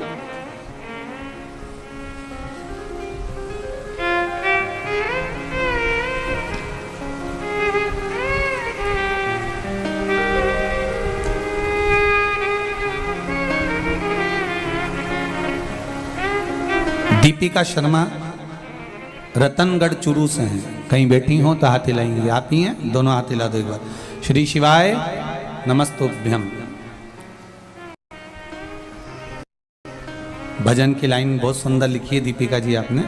भोले बाबा दया करना, मैं तेरे भरोसे। मैं बाबा की उदारता का क्या बखान करूं गुरुदेव। बाबा मेरे बेटे गौरव महर्षि ने बैंक की नौकरी के लिए खूब प्रयत्न किया। जितनी बार एग्जाम देता नहीं निकल पाता। बहुत समय हो गया गुरुदेव, एग्जाम दे दे कर थक गया, आखिरी में लगने लगा कि अब नहीं लगेगी। जो लोग पैसा दे हो सकता उनका लगता हो, पर बाबा एक बार शिव महापुराण की कथा श्रवण करी। बाबा ने आपकी कथा के माध्यम से पशुपति व्रत किया और शंकर भगवान की ऐसी कृपा हुई कि मेरे बेटे को जब अगली बार एग्जाम देने के लिए गया तो आरबीआई बैंक में मैनेजर की पोस्ट प्राप्त हो गई। शिव जी को धोख लगाने आई हूं, प्रणाम करने के लिए। बहुत बहुत बधाई बहन आपको। श्री शिवाय नमस्तुभ्यम। गुरुदेव, गायों को लंपी रोग ग्रसित गाय हैं जिनको मेरे परिवार द्वारा शिवजी पर चढ़ाए हुए जल को पिलाने से गाय रोग मुक्त हो गई है। गुरुदेव, हमारे यहाँ की गाय भी हमने शंकर जी पे चढ़ा हुआ जल और बेलपत्र खिलाया तो आराम लगना प्रारंभ हुआ है। ये शिव कृपा है। प्रणाम करती हूँ। हर हर।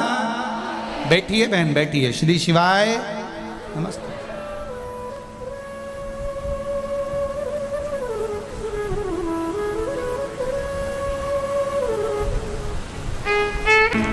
बहुत सारे पत्रों का स्मरण है पर समय का अभाव है।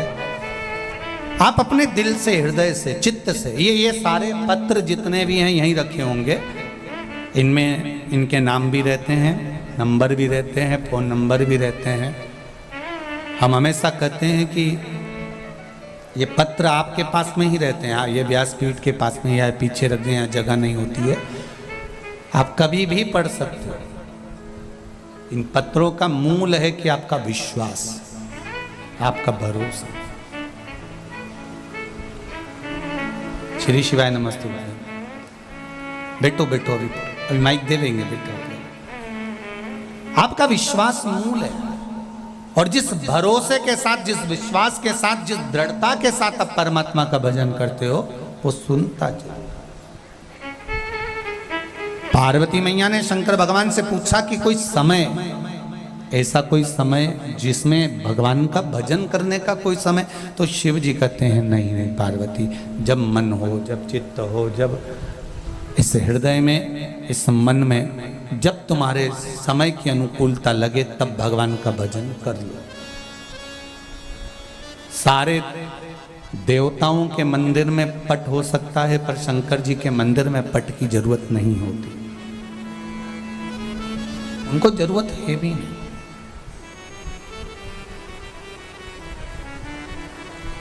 कैलाश पर कोई पट नहीं, बस भगवान शंकर हैं और आपका विश्वास है।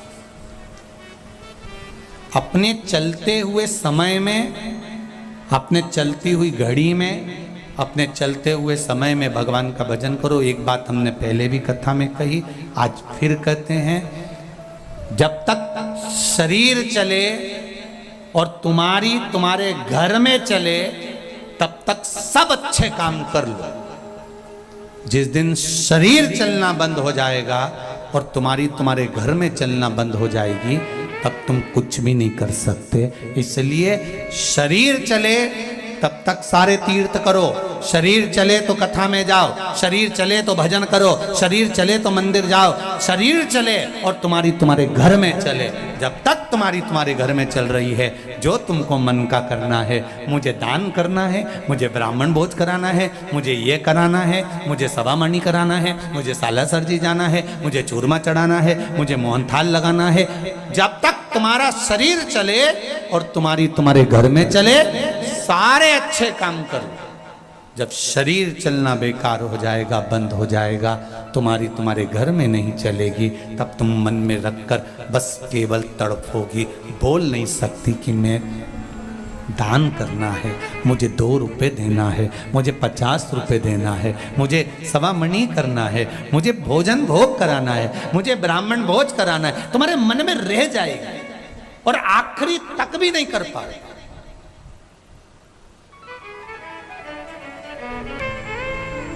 भगवान ऐसे बेटे बहू दें कि माता पिता के मन में विचार आया और बेटे बहू प्रसन्न चित्त में आकर कह देते हैं।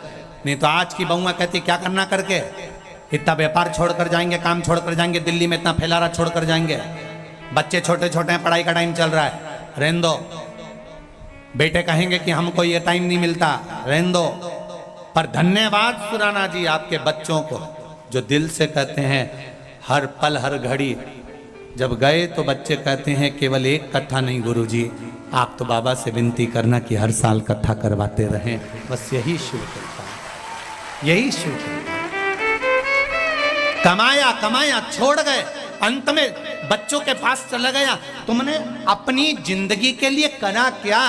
घर बनाया बच्चों के लिए, जायदाद एकत्रित करी बच्चों के लिए, धन बड़ा बड़ा कर इकट्ठा करा बच्चों के लिए। तुम तो सही से 2 रोटी भी नहीं खा सके। चिंता कर कर कर टेंशन कर कर कर शुगर हो गई, चिंता कर कर कर टेंशन कर कर कर बीपी हो गया। ना घी की रोटी खा सकते, ना कोई अच्छी पनीर की सब्जी खा सकते, और ना मीठा गुलाब जामुन पेड़ा लड्डू खा सकते क्योंकि शुगर हो गई। और कमाते कमाते जिंदगी निकल गई। अपने लिए करा क्या तुमने? भजन भी अगर सही से कर लेते तो वो परमात्मा भी कहता कि हाँ कुछ मेरे लिए करा।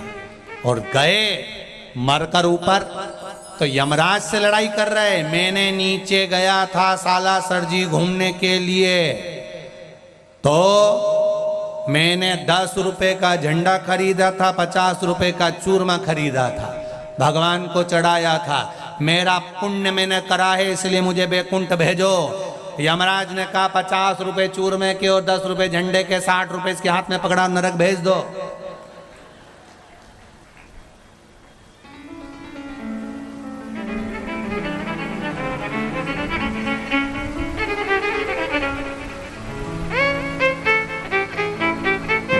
इतना सा करा और बखान माँ बैकुंठ के दरवाजे पर भी जाकर झगड़ा कर रहा है, मुझे अंदर जाने दो, मुझे बैकुंठ जाने दो। तो बैकुंठ अधिपति ने भी पूछ लिया, यमलोक में यमराज ने पूछ लिया, तूने पुण्य क्या करा वो तो बता। मेरे पास इतनी जमीन थी वो तो बच्चों को दिया आया, तो वो भी तो दान कहलाएगी। कोई दान वान नहीं, जोड़ जोड़ के सारे परिवार को दे दिया, कौन सा दान पुण्य कर दिया?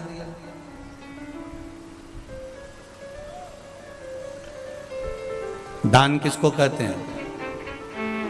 धर्म किसको कहते हैं? पुण्य किसको कहते हैं?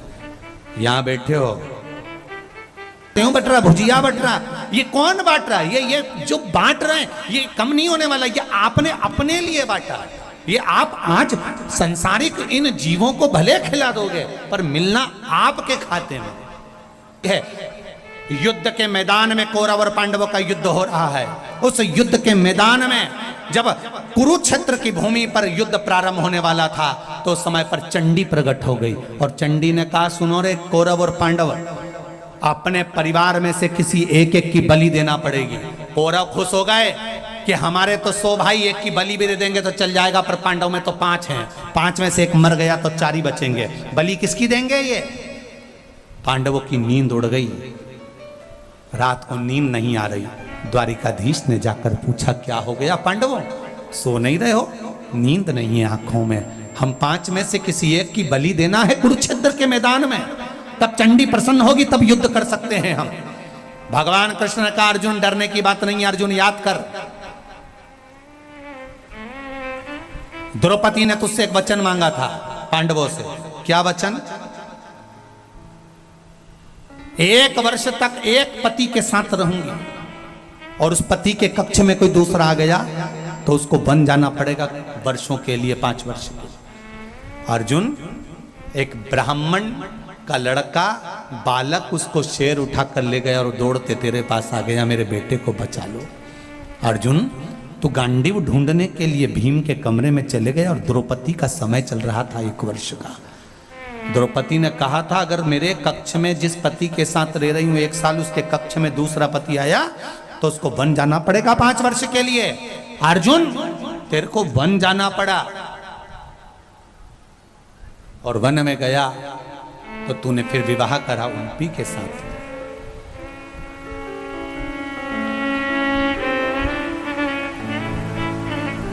अर्जुन,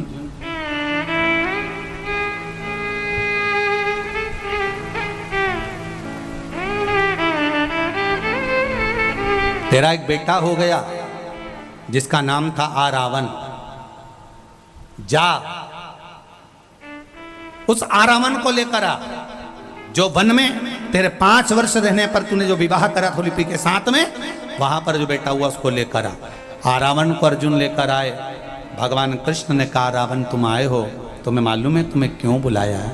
रावण कहते हैं मेरे पिता के लिए युद्ध लड़ने के लिए, कौरवों से। नहीं रावण, तुम्हारी बलि चढ़ना है, चंडी को बलि देना। रावण कहते हैं द्वारिका रे नाथ, मरने को तो तैयार बैठा हूं क्योंकि पिता के लिए मरना है, पर युद्ध के मैदान में मरूंगा तो वीरों की गति होगी और ऐसे मरूंगा तो नरक भोगना पड़ेगा। मैं कुंवारा हूं, मेरी शादी नहीं हुई है, और अगर मैं कुंवारा मर गया तो मुझे सारे नरकों को भोगना पड़ेगा और प्रेत की योनि में पड़ा रहना पड़ेगा, भटकना पड़ेगा, मेरी मुक्ति नहीं होगी। शादीशुदा व्यक्ति मरता है तो उसका तर्पण होता है, तिलांजलि होती है, पिंड होता है, गया होती है, ब्रह्म कपाली होती है, उसको सब कुछ मिलता है। ब्राह्मण भोजन करेगा तो उसको भाग मिलेगा, यज्ञ करा तो उसका भाग पितरों को मिलेगा, पर मैं आहूतों की गिनती में आ जाऊंगा, क्योंकि कुंवारा मरा तो मैं आहूतों की गिनती में आ जाऊंगा, मेरी मुक्ति नहीं होगी। ना तो मेरा तर्पण होता है, ना मेरी तिलांजलि होती है, ना मेरा ब्राह्मण भोज होता है, ना मेरा पिंड होता है। कोई पिंड भी कर देता है तो मुझे नहीं मिलता है, मेरे लिए कुछ करिए। द्वारका नाथ ने कहा तो क्या चाहिए तुमको? पहले मेरी शादी कर दो, फिर मेरी बलि चढ़ा दो, मैं मरने को तैयार बैठा हूं। ठीक है, द्वारकाधीश ने अर्जुन से कहा कल इसकी बलि चढ़ना है, आज की तारीख में लड़की ढूंढो और इसकी शादी करो। कोई नहीं मिला। भगवान कृष्ण को याद आया, भगवान ब्रह्मा जी को जब अर्धनारीश्वर स्वरूप का दर्शन भगवान शंकर ने कराया था, और ब्रह्मा जी ने सृष्टि की रचना करी थी, आधा पुरुष आधा स्त्री भगवान ब्रह्मा जी ने बनाना था, तो भगवान ने दोनों को जोड़कर बना दिया था, तो किन्नरों की सृष्टि बन गई थी। जब किन्नरों की सृष्टि बन गई थी तब भगवान विष्णु को हंसी आ गई थी, तो शंकर भगवान ने कहा था नारायण तुम किन्नरों को देखकर हंसे हो, इसलिए पृथ्वी पर जाकर तुम्हें किन्नर बनना पड़ेगा। तुम हंसे हो इन किन्नरों को देखकर, इसलिए मृत्यु लोक में जाकर तुम्हें हंसना, तुम्हें किन्नर बनना पड़ेगा। भगवान कृष्ण को याद आया कोई लड़की नहीं मिल रही, तो मुझे शंकर भगवान का वचन था, तो भगवान कृष्ण ने आधी रात को किन्नर का स्वरूप धारण कर लिया और किन्नर बनकर रावण के साथ में भगवान ने विवाह कर लिया। आज भी किन्नरों की शादी रावण के साथ होती है, इसलिए किन्नर मांग भरते हैं, मंगलसूत्र पहनते हैं, पाँव में बिछुड़ी पहनते हैं, किन्नर हाथ में चूड़ा पहनते हैं, क्योंकि आज भी इनका विवाह, इसलिए शुभ कार्य में किन्नरों को बुलाया जाता है, झोली भरते हैं, गोदी भरते हैं। किन्नर प्रथम सृष्टि किन्नरों की बनी थी, प्रथम सृष्टि आया। भगवान कृष्ण रावण के साथ में किन्नर बन विवाह किया। दूसरे दिन रावण के प्राण छूटे, भगवान बिलक कर रोए। तो यहां शास्त्र कह रहा है कि कुंवारी अवस्था में मरेगा, पिंड तक नहीं, तर्पण तक नहीं, तिलांजलि तक नहीं, तो उनके लिए स्वयं श्रीमद् भागवत में लिखा है कि भागवत पितरों को तारती है। शिव महापुराण में लिखा है कि सारी पुराणों के प्रबलता में शिव महापुराण जो अधोगति में मर गए, कुंवारे मर गए, गर्भ में मर गए, कैसे भी चले गए, बहुत अरमान थे, अभी मुझे ये करना है, अभी मुझे वो करना है, अचानक मर गया, अटैक आ गया, शुगर बढ़ गई, बीपी बढ़ गया, कहीं पड़ा मर गया, और बहुत अभिलाषा मन में थी, मरना नहीं चाहता था तो भी मर गया, अभिलाषा बहुत थी। पार्वती जी कहती हैं शिव जी से इनकी गति, इनकी मुक्ति कैसे होगी? शंकर भगवान कहते हैं उसके लिए शिव महापुराण है, जो दिल से सुन लेगा उसको ना पिंड ना तर्पण कुछ नहीं चाहिए, वो तर गया। क्यों छोड़ो मौका, क्यों छोड़ो? हम तो कहेंगे 19 तारीख से कथा है तो टीवी का वॉल्यूम भी थोड़ा बढ़ा दीजिए, आसपास में कोई गति बिगड़ गई होगी, मरा होगा, चले गया होगा, उसको भी थोड़ी सी आवाज भले 1 सेकंड की जाए पर उसके कानों में चली जाए, 1 सेकंड की जाए। लोग कहेंगे मम्मी पागल हो गई हो क्या, टीवी की आवाज इतनी तेज कर रखी है? कोई बात नहीं बेटा, 3 घंटे की बात है, 2.5 घंटे की बात है, थोड़ा अगर दुकानों पर तुम्हारे एलईडी लगी है, दुकानों पर टीवियां लगी हैं, तो दुकानों पर भी 1 बजे से 4 बजे तक टीवी की आवाज भले ग्राहक आए उसके कानों में भी चले जाए। व्यापार चल रहा है उसके कानों में भी जाए, रोड पे से निकल के जा रहा है उसके कानों में भी चले जाए। ना जाने उन गलियों में कितने कोरोना में कितने जीव गए होंगे, कितने जीव चले गए होंगे, कितने। उनकी गति को सुधारना, भटकने वालों की मुक्ति शिव देगा। एक ठिकाना है मेरे बाबा देवाधिदेव महादेव का, एक ठिकाना। राज शंकर भगवान के सामने पार्वती जी का एक आनंद भाव प्रकट हुआ। समय आया, भगवान शंकर ने पार्वती जी को देखा। विदल उत्पल नाम के दो असुर आए, पार्वती जी ने कुंदुक का प्रहार कर कर मारा तो भगवान शिव जी का नाम कुंदकेश्वर पड़ गया। जब दवाई, गोली, औषधि शरीर पर काम नहीं कर रही हो तो निवेदन है उस दवाई को खाने से पहले कुंदकेश्वर महादेव का नाम ले लेना चाहिए। कौन से महादेव? जम के बोलो जरा, कुंदकेश्वर। और एक बात और अच्छे से, जैसे एक पत्र में आया है,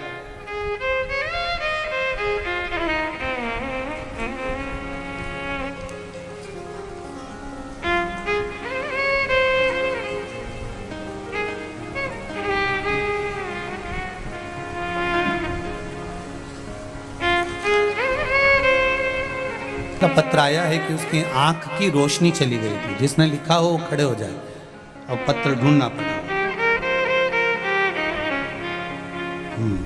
प्राप्त हुआ।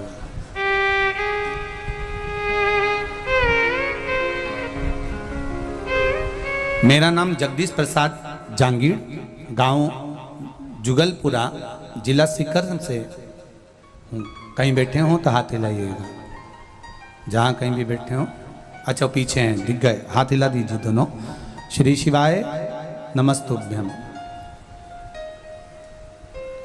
मेरी बड़ी बहू के आंख में रोशनी चली गई, आंखों से दिखना बंद हो गया। बहुत हम लोग परेशान हो गए, डॉक्टर से जांच कराई, ऑपरेशन का बोल दिया, परंतु उन्होंने एक बात कही कि आएगी रोशनी कि नहीं ये नहीं कह सकते। सीकर, जयपुर, दो जगह पर जांच करवाई, पर दोनों जगह पर डॉक्टर ने कह दिया कि आंख की रोशनी आना पक्का नहीं है कि ऑपरेशन करेंगे और आ जाएगी, ये निश्चित नहीं है। तब फिर मैं आपकी कथा टीवी पर सुनी तो मैंने बाबा को जल चढ़ाना प्रारंभ किया। हाथ लगवा कर पानी ले जाती, चढ़वाती और जल लेकर आती और बहू की आंखों में लगाना प्रारंभ किया। 18/6/2022 को ऑपरेशन की तारीख आ गई, आंखें ठीक नहीं हुई।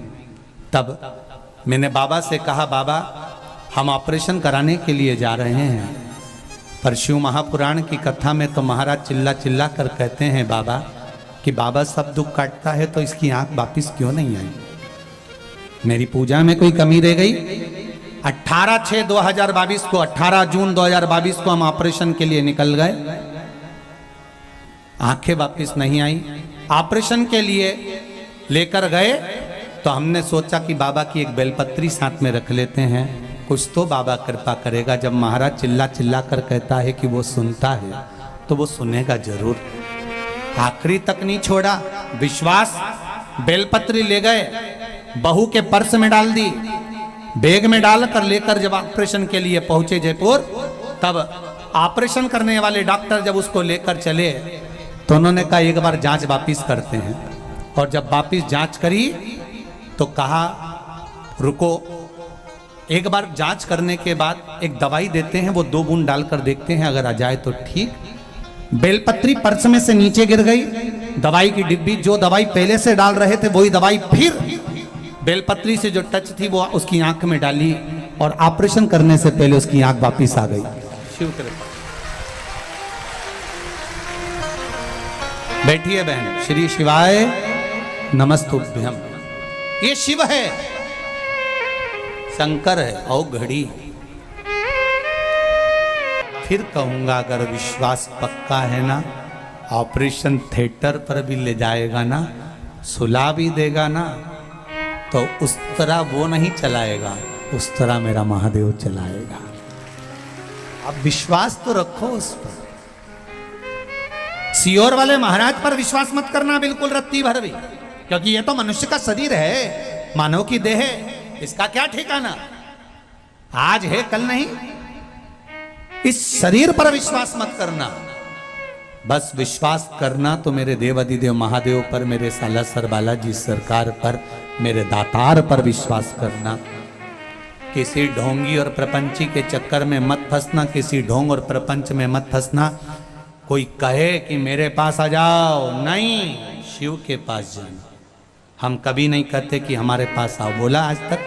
हमेशा एक ही बात कहते हैं, जब तुम्हारा काम हो जाए तो तुम कुबेरेश्वर धाम जाकर धूप जरूर लगा लेना, कंकर शंकर की भूमि को प्रणाम कर लेना, जब हो जाए तब आओ। हाँ, एक वो रुद्राक्ष का जरूर है कि रुद्राक्ष चाहिए गुरुजी हमारे लीवर के लिए, किडनी के लिए, कैंसर के लिए, इसके लिए, उसके लिए। हम मना नहीं, पर थोड़ी व्यवस्थाएं करने में थोड़ा समय लग रहा है। रुद्राक्ष बांटने में मना नहीं है, प्रयास कर रहे हैं हम भी कि जितनी जल्दी हो सके, हो सकता है शरद पूर्णिमा से चालू कर दें, हो सकता है जितना जल्दी हो सके आपको हम सूचना कथा में दे देंगे, परंतु समय के अनुसार दे देंगे कि आप लोग पहुंचेंगे, रुद्राक्ष मिल जाएगा। पर कोई कहे आप लेकर आए क्या, हम कछु नहीं लाए पोथी के अलावा। काय को लेकर आए जब सालासर बालाजी सरकार बैठे हैं तो कुछ लाने की जरूरत क्या। जब दादा के घर में आए हैं, पोता जब दादा के घर में आया तो दादा निपटे, और दादा जो करेगा वो सब अच्छा करेगा, तो हम तो उसके सारे उसके भरोसे। भोले डमरू की धुन सुन के काशी नगरी आई हूँ, तेरे डमरू की धुन सुन के मैं काशी नगरी आई हूँ, मैं काशी नगरी आई हूँ, मैं काशी नगरी आई हूँ, मैं काशी नगरी आई हूँ, मैं काशी नगरी आई हूँ। मेरे बोले ओ बम बोले, मैं काशी नगरी आई हूँ, मेरे बोले ओ बम बोले, मैं काशी नगरी आई हूँ।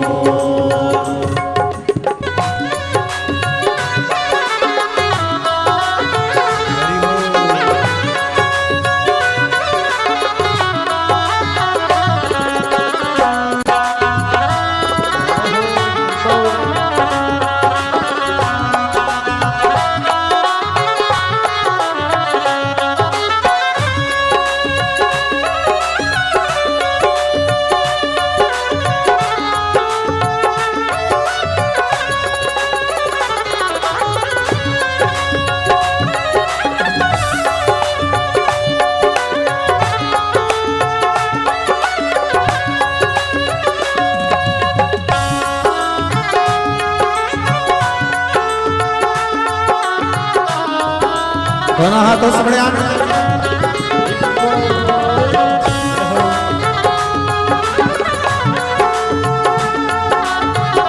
शंभो।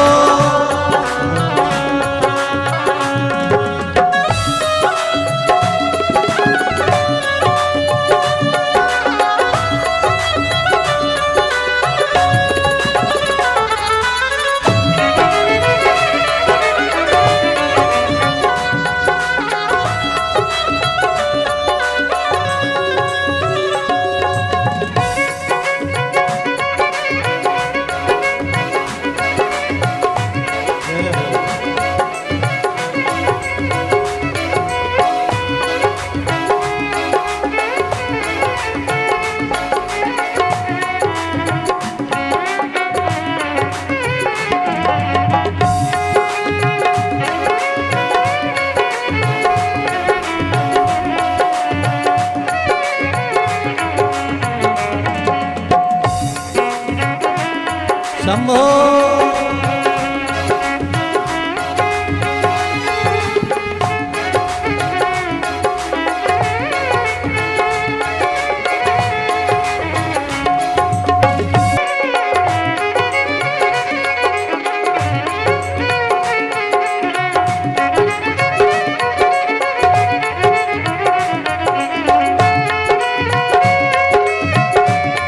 शंभो।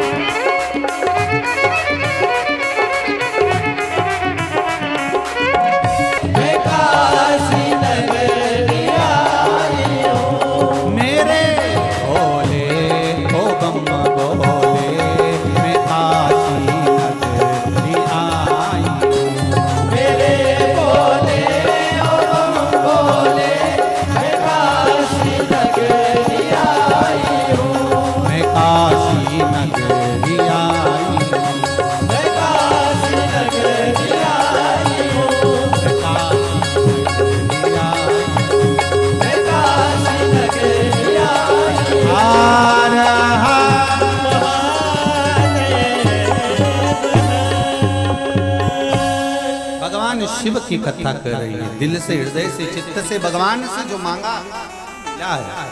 अपने स्थान पर बैठकर भगवान शंकर से हृदय की बात करते हुए मूल मंत्र का स्मरण सब करेंगे। शिवाय नमस्तुभ्यं श्री शिवाय नमस्तुभ्यं श्री शिवाय नमस्तुभ्यं श्री शिवाय नमस्तुभ्यं श्री शिवाय नमस्तुभ्यं। भोला सर्व दुख काटो मारा, ओ भोला सर्व दुख काटो मारा। शिव शंकर जपो तेरी माला, भोले बाबा जपो तेरी माला। भोला सब दुख काटो मारा, ओ भोला सब दुख काटो मारा। भगवान शिव की कथा कर रहे हैं। हृदय से, चित्त से, मन से जो मांगा वो शिव जी। पार्वती मैया ने कुंदुक का प्रहार करा, जो विदल उत्पल को मारा, तो वो कुंदुक जाकर शिव जी के चरणों में गिरा, तो शिव जी का नाम कुंदकेश्वर महादेव। क्या नाम पड़ा है? कुंदकेश्वर। बहुत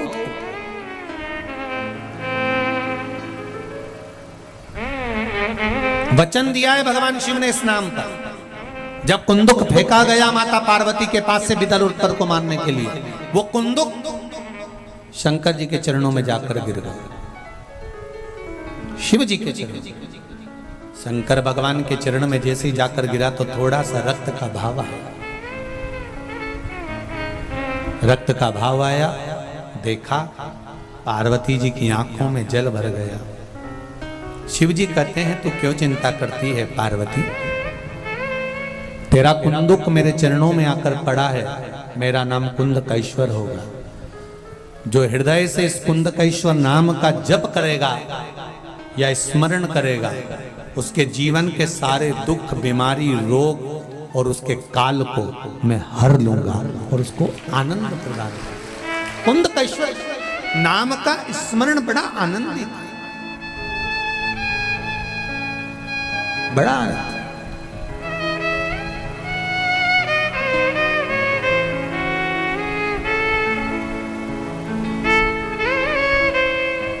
महाराज